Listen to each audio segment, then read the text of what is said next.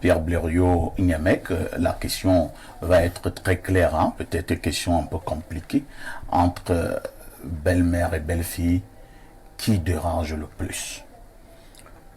Entre belle-mère et belle-fille, c'est le garçon qui dérange. Ah bon? Oui.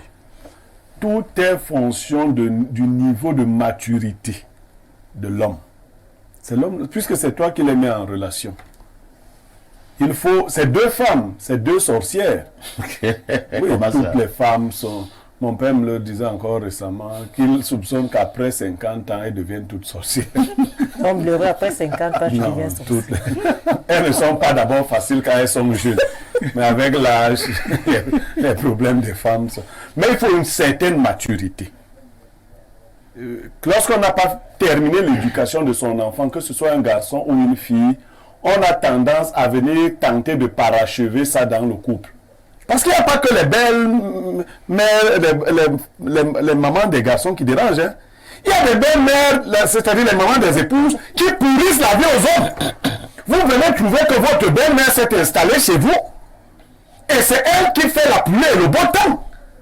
Avec sa sorcellerie qu'elle a ramenée, elle s'associe à sa fille. Mais monsieur, on te cuisine au propre comme au figuré. C'est pourquoi on n'a pas de belle-mère, ça veut dire... Donc oui, voilà, je dis c'est la maturité de l'homme. Et en général, quand on a un mari immature, les deux belles familles s'associent, entrent dans le foyer. Je vais rapidement vous raconter l'histoire d'un homme qui est très connu en Balmayo. Allons-y. C'est un pharmacien, je ne donne pas plus d'informations que ça. Il a épousé une mauvaise femme. Une très mauvaise femme. Et sa femme, une fois, sa mère arrive chez eux, et sa femme demande qu'on jette toutes les provisions de la mère de l'homme et qu'on désinfecte l'espace. Il trouve que sa femme a fait asseoir sa mère sur les chaises en bois, là, les petits tabourets, alors qu'il y avait un salon. Et elle a préparé à sa belle-mère la chambre dans le magasin, au magasin. C'est pas possible. Je vous raconte rapidement, il est très connu. Alors, le monsieur, qu'est-ce qu'il a fait? Moi, j'étais enfant. Voilà un monsieur qui m'a inspiré. Il n'a rien dit, il s'est calmé. Il a dit à sa mère, ne te gêne pas, ça va aller. Alors, comme il a une grande famille, ses soeurs, on l'a appelé maman. Il a dit à ses soeurs, calmez-vous, ça va aller. Il a géré le séjour de sa mère est rentrée. Quand sa belle-mère arrive, il trouve que sa femme a pris toutes les précautions, la chambre des invités et tout. Là, c'est la mère de la fille. La mère de la fille trouve sa belle-mère assise au canapé. Les pieds posés sur la table. Il dit à sa belle-mère, bonjour belle-mère, bonjour. S'il te plaît, j'ai une information à te donner. Ce n'est pas là le siège des belles-mères ici dans notre maison. Il est allé prendre le banc, il a dit à sa belle-mère, assieds-toi ici. Sa belle-mère, comment il dit, assieds-toi là, c'est là que les belles-mères s'asseyent. Il va, il trouve que sa belle-mère a apporté plein de provisions. Il dit à la ménagère, il faut faire sortir tout ceci. Allez balancer ça. Balancer ça et désinfecter les lieux. La femme avait fait le lit dans la chambre des amis et sa belle-mère avait déjà posé le sac. Il dit à sa belle-mère, pardon, viens. Ce n'est pas ici la chambre des belles-mères. Je vais aller te montrer la chambre des belles-mères. Au magasin. Il a amené sa belle-mère au magasin. Sa belle-mère lui dit, mais mon fils, tu ne m'avais pas encore traité. Il lui dit que c'est ta fille qui a instauré toutes les lois que tu vois. Et nous appliquons cela. Nous appliquons, oui. Et moi, froidement, il a fait ça comme ça. Vous voyez, ça on appelle ça garçon. Oui. On appelle ça garçon. Là, d'accord. Quand tu es garçon comme ça, ta femme ne sait plus. Bon, ils se sont séparés, mais il était vraiment garçon. Et ses soeurs qui s'étaient beaucoup agitées lui ont dit, vraiment, tu es le chef de famille. Il est jeune. Non, elles lui ont rendu hommage. Donc, il faut avoir suffisamment de charisme pour mettre chaque sorcière de femme. Parce que je vous ai dit que les femmes sont toutes des sorcières à sa place. Merci. Il faut... Jeanne Rondeau, c'est vrai? Oui, non, ici. Je vous donne quelques indices de la sorcellerie des femmes. Tu es couché, tu es venu tu as traversé une journée très difficile. Elle ne te laisse même pas te reposer. Ah, ici, ta mère est arrivée hier. Oui, je sais que... Mais vraiment, depuis qu'elle arrive... Ouais, est-ce que je ne peux pas d'abord dormir? À peine tu te lèves le matin, ta mère dit qu'elle veut te parler. Parfait, depuis que je suis arrivé hier, ta femme... Tu vois. C'est des sorcières à tous les niveaux. Mais il faut les maîtriser. il faut leur parler avec rigueur et mettre chacune à sa place. Et ce n'est pas facile. Voilà. Je dis que ce n'est pas facile, sauf que dans le petit clan que je constitue, il y a plein d'hommes qui viennent déjà me voir. Je leur donne ça avec preuve. Vous savez, avec preuve. Moi, ma maman a un jour essuyé les toiles d'araignée au salon, en ma présence et en présence de ma première femme. Quand elle a fini, je lui ai demandé si tu étais chez ma petite soeur et que son mari était assis là, tu allais faire ce que tu as fait là. Est-ce qu'en Balmayo, il n'y a pas les toiles d'araignée? En Balmayo, c'est sa maison. Donc, c'est pas comme ça qu'on éduque la fille de Toulouse. Tu as vu? Mais va essuyer les toiles d'araignée de Balmayo. Non! Aussi direct. D'ailleurs, tout le monde sait que c'est comme ça. Non. Et après, ma femme me dit un jour, je vais manquer de respect à ta maman ici. Je lui dis, non, tu ne sais pas. C'est moi seul qui peux manquer de respect à ma maman. Toi, ne t'en pas. Chacun doit manquer de respect à sa propre maman. Si tu t'arrêtes, je te règle. Merci beaucoup. François Mboké, dans nos familles, c'est un problème sérieux. Par moment même, des ménages, des foyers ont volé en éclats à cause de ces rapports conflictuels entre belle-mère et belle-fille. Que faut-il faire pour avoir un peu plus de sérénité au niveau de ces deux entités? Oui, je pense que les précédents ont dit la majorité des faits. C'est un problème social grave, né d'abord de l'éducation. Vous voyez aujourd'hui que les enfants ne sont plus éduqués par leurs parents. C'est la télé qui éduque les enfants parce que monsieur et madame courent derrière l'argent, chacun veut travailler. Et cela fait que les enfants ne copient plus les habitudes. Comment la maman gère papa, comment papa gère maman. Les gens se retrouvent le soir, c'est la bonne qui a préparé, on mange, on passe. Donc, les enfants n'ont pas, et cela va jusqu'au niveau de la préparation des mets. C'est difficile aujourd'hui d'avoir une femme de 40 ans et lui demander de vous faire le mets de chevaux si elle n'est pas de chevaux. Ça, c'est clair. Même un mets de chez eux. C'est un problème social.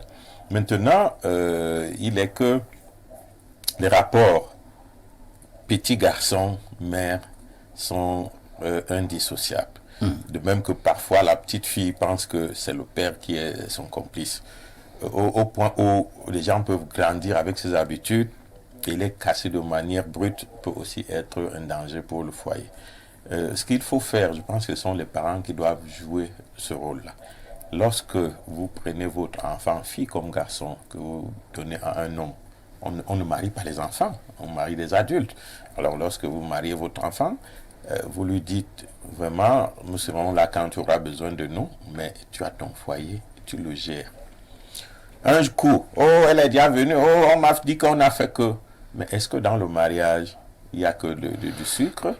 Il y a aussi le coin parfois, il y a des choses qui peuvent être amères. Tout à fait. Donc vous devez apprendre à vos enfants de gérer, comme les prêtres et pasteurs le disent, le bien comme le mal, de gérer le beau comme le laid.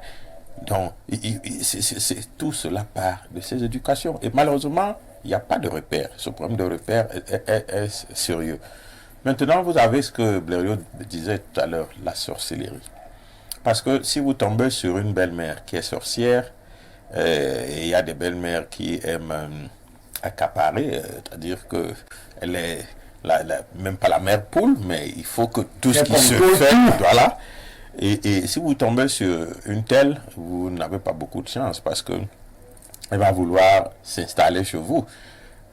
Tout le temps, on peut convoquer la fille. Alors, qu'est-ce que ton mari pense faire là-bas? Qu'est-ce que vous comptez? Est-ce qu'il a acheté le terrain? Est-ce qu'il a mis ça à ton nom? Voilà, vous voulez même. Parce que si maintenant, toi, tu vas devenir quoi? Mais ici, voilà les problèmes. Est-ce qu'il a acheté le terrain? Vous avez acheté le terrain où? Alors, quel est même le régime matrimonial? Il les problèmes qu'on il ne faut même pas accepter s'il ne faut pas accepter ça. Or, lorsque vous rencontrez, vous avez un mode de vie ensemble. Le garçon comme la fille, avant de devenir ces adultes qui seront des mariés, chacun a eu son éducation à part. Maintenant, vous devez confronter ces deux éducations pour faire un foyer. Mais oui, pour chuter. Le tout, ce sont les parents. Si vous avez la malchance d'avoir les parents qui ont démissionné de votre éducation, vous êtes pourri. Si vous avez des parents qui ont deux cœurs, vous êtes également pourri. Donc, je peux dire que c'est une question de chance. C'est une question de chance pour François Mboké. Bernardo Basson, prenons quand même d'abord spécifiquement au cas des belles filles. Hein. Il y a quand même aussi une race de belles filles là dehors, mal élevées comme tout, mal intentionnées, arrogantes. Lorsqu'elle arrive dans une famille, elle pense d'abord que la première personne qu'elle devrait humilier et mettre mal à l'aise, c'est sa belle-mère. Monsieur Niemek a résolu cette problématique en vous disant que dans ce genre de cas, c'est au fils de prendre toutes ses responsabilités pour soit se séparer de cette fille, soit la discipliner comme il le faudrait pour qu'elle soit une épouse à terme. Mais pour revenir, je vais être méthodique. Premièrement, le rôle des parents est d'éduquer les enfants. Vous, la mère, vous éduquez votre fils pour lui donner les outils pour qu'il puisse gérer son foyer. Votre rôle actif s'arrête juste avant le mariage. Vous pouvez avoir un regard sur la future femme, socialement comme mystiquement, donner votre avis en tant que personne mature, mais une fois que les enfants se sont engagés pour se marier, votre rôle actif diminue. Vous arborez un rôle passif pour tout simplement les observer, les encadrer et les réguler dans ce qu'ils feront dans le mariage. Vous n'avez plus à y entrer une fois que l'anneau est scellé. Pourquoi? L'anneau, ce n'est pas seulement ce qu'on voit physiquement, là, c'est-à-dire le mariage commence d'abord quand les esprits acceptent de se rencontrer, commencent à faire des pratiques ensemble jusqu'à ce qu'il y ait officialisation des choses. Dès que les gens se mettent déjà ensemble, votre rôle recule. C'est pour cela que même mystiquement, on vous dit qu'une fois que l'anneau là est passé, c'est une alliance, c'est un sceau. C'est un sceau qui les lie. Vous n'êtes plus dans ce sceau, vous êtes hors du sceau. Vous regardez, vous suggérez, vous proposez, vous vous arrêtez. Deuxième chose, l'envie de chaque parent est de voir son enfant s'élever et grandir. Rien de ce qui est attaché ne s'élève. Si vous attachez votre fils, sachez que même dans son foyer, il ne sera jamais élevé. Ventilez-le pour qu'il progresse. Suggérez-lui de bonnes idées pour qu'il émerge. Ne le liez pas, vous le détruisez. Troisième chose, chacun a son foyer. Toi, la mère, tu as ton foyer. Ton fils a son foyer. Gère les problèmes chez toi, laisse-le gérer chez lui. Des fois, s'il vient pleurer, dis lui-même que gère ça là-bas avec ta femme. Parce que moi aussi, j'ai ma part de foyer que je gère. Il faut très bien comprendre ça. Autre chose, les femmes aiment l'argent. Ça veut dire que les belles-mères combattent souvent les belles-filles quand les beaux-fils, quand leurs enfants ont l'argent. Parce que quand ton fils est pauvre et que la fille qui vient dans sa vie a plus de moyens et l'aide, tu aimes ta belle-fille. Mais là, c'est facile. Mais dès que ton fils, quand même, là, c'est facile. Dès que ton fils a un peu d'argent, tu n'aimes plus la belle-fille. Toi, tu as eu un homme qui t'a aimé, qui t'a élevé, c'est bien. Mais dès que ton fils élève une autre femme, c'est qu'elle l'a envoûté. Il faut arrêter cette sorcellerie. Ça ne se passe pas comme ça. Il faut que les belles-mères arrêtent ça. Maintenant, pour les belles-filles, vos belles-mères ne sont pas vos mères. Oubliez ça. Je dis, papa, ils sont réalistes. Ta belle-mère n'est pas ta mère. C'est la mère de ton mari. Tu lui dois respect, sympathie, tout ce qu'on veut. Tes secrets fermes. Ce que tu peux gérer ton mari est dans ferme ta bouche. Par moment également, il y a une sorte de complicité qui s'étisse parfois entre la belle-mère et la belle-fille. Mais habituellement, ça se termine toujours mal. Mais tu as tout dit. C'est ce que je veux dire. C'est là qu'ils ne veulent pas accepter cette complicité. Il faut tenir une distance raisonnable avec ta belle-mère. Elle n'est pas ta mère. Ta mère t'a accouché. Si elle vit, tant mieux. Si elle est morte, tant pis. Ne cherche pas les mères des gens, cherche ta propre mère. Maintenant, vous êtes très dur là. C'est le faux. Autre chose, lorsque la belle-mère arrive chez vous, elle ne vient pas habiter chez vous. Votre belle-mère, vous la fille, elle vient pour un séjour, prendre ses médicaments, faire ci, faire ça. Elle n'habite pas là. Dites à votre mari que ta mère n'a pas habité ici.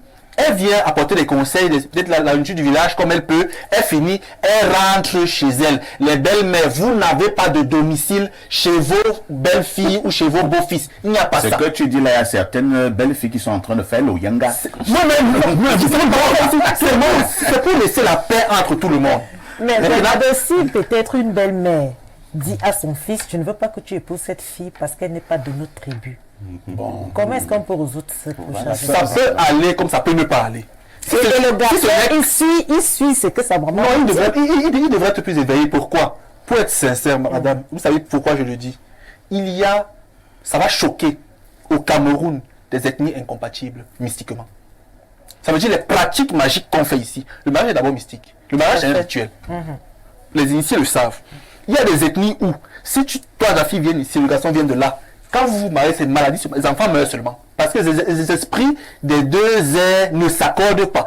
Tu vois, souvent, durant la dot, on deal pour les apaiser. Il y en a qui refusent. Actuellement, j'ai un cas comme ça que je traite. Je vous dis la vérité. Donc, attention à ce genre de choses. Très bien. Donc, la belle-mère peut avoir raison de le dire si elle a des connaissances plus profondes. Mais c'est juste sur l'émotion que l'ethnie a fait que non. C'est à barrer. Moi, actuellement, la fille avec qui je suis n'est pas Bassara. Elle est étonne. Vous voyez? Donc, c'est pour dire que pour sortir, attention aux affaires là. Le beau-fils règle ça. Il y a des choses qu'on ne dit pas. Maman, quand tu viens ici, voilà ta place. Ma chérie, voici ta place. Si tu ne fais pas ça, tu vas finir par ça. Nous allons lire quelques messages une fois de plus.